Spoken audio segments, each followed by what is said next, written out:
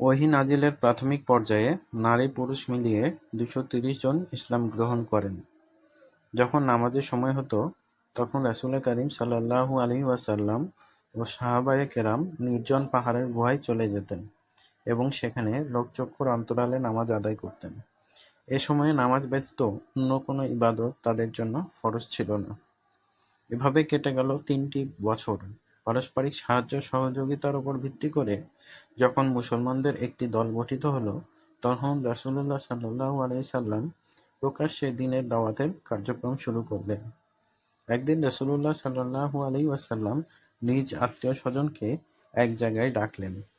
তাদেরকে সম্বোধন করে তিনি বললেন, সকল প্রশংসা আল্লাহ তাআলার জন্য। আমি তার প্রশংসা করি আর তার কাছে সাহায্য প্রার্থনা করি।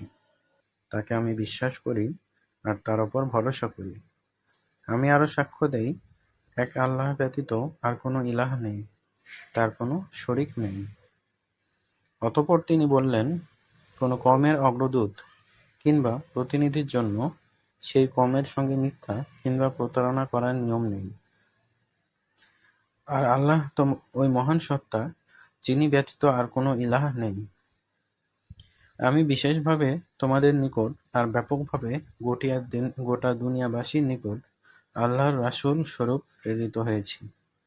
আল্লাহর কসম, তোমরা যেভাবে ঘুমের কোলে ঢলে পড়ো, ঠিক সেভাবে একদিন মৃত্যুর কোলে ঢলে পড়বে। আবার ঘুম থেকে তোমরা যখন জেগে ওঠো, ঠিক তেমনিভাবে কবর থেকে তোমরা একদিন পুনরুত্থিত হবে।